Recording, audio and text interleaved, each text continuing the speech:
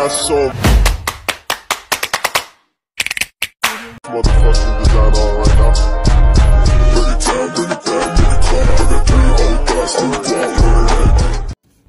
Assalamualaikum warahmatullahi wabarakatuh. Baik, perkenalkan nama saya Muhammad Iksan Alamsyah dari program studi manajemen dakwah.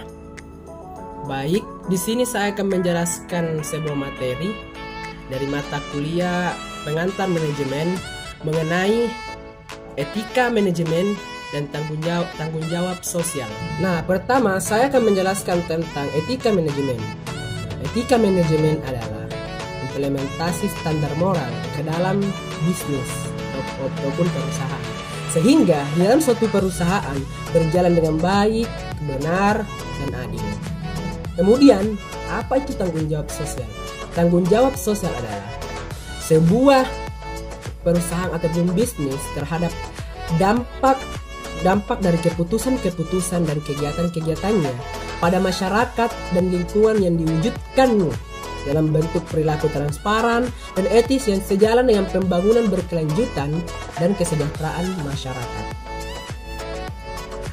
Kemudian ada beberapa manfaat tanggung jawab sosial. Yang pertama itu manfaat bagi perusahaan. Di sini sangat jelas, ketika suatu perusahaan memberikan sebuah tanggung jawab sosial, maka akan muncul citra positif dari masyarakat akan kehadiran perusahaan di lingkungannya. Yang kedua adalah manfaat bagi masyarakat. Selain kepentingan masyarakat terpenuhi atau terakomodasi, maka hubungan masyarakat dan perusahaan akan lebih erat dalam situasi win-win solution. Kemudian adalah manfaat bagi pemerintah. Nah, di sini pemerintah akan memiliki partner dalam menjalankan misi sosial dari pemerintah dalam hal tanggung jawab sosial. Ada beberapa strategi pengelolaan tanggung jawab sosial perusahaan. Yang pertama adalah strategi reaktif. Strategi reaktif ini adalah kegiatan bisnis dalam tanggung jawab sosial yang cenderung atau menghindarkan diri dari tanggung jawab sosial. Yang kedua adalah strategi defensif. Strategi tanggung jawab ini adalah dilakukan suatu perusahaan yang melakukan pendekatan secara legal ataupun jalur hukum untuk menghindarkan diri atau menolak daripada tanggung jawab sosial itu sendiri. Kemudian adalah strategi akomodatif. Strategi akomodatif ini merupakan tanggung jawab sosial yang dijalankan perusahaan karena adanya tekanan dan tuntutan dari masyarakat dan lingkungan sekitar akan hal tersebut. Kemudian adalah strategi proaktif. Strategi proaktif ini adalah strategi di mana kita melakukan sebuah tanggung jawab untuk memuaskan stakeholders atau individu atau lembaga-lembaga.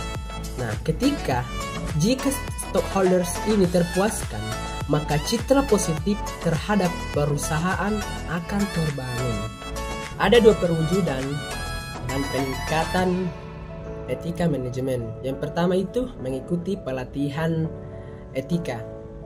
Melalui pelatihan etika ini, kita akan jauh lebih mengenal kode etik, batasan-batasan dalam bekerja, serta pengertian etika. Dan juga kita akan diberikan suatu kajian-kajian yang tentang bagaimana orang bekerja dan juga mendorong kita untuk menemukan nilai-nilai dalam diri kita. Yang kedua adalah advokasi etika. Advokasi etika ini adalah menempatkan orang atau suatu tim khusus untuk mengawasi atau mengontrol kegiatan perusahaan agar sesuai dengan standar etika. Sebagai kesimpulan dari materi etika manajemen dan tanggung jawab sosial, yaitu adalah bagaimana dalam suatu perusahaan dan berbisnis kita menerapkan yang namanya berperilaku baik, benar, dan adil, dan bertanggung jawab terhadap keputusan-keputusan yang telah kita setujui dalam suatu perusahaan yang nantinya dampaknya bagi masyarakat dan lingkungan sekitarnya. Baik, terima kasih karena telah mendengarkan materi yang telah saya paparkan.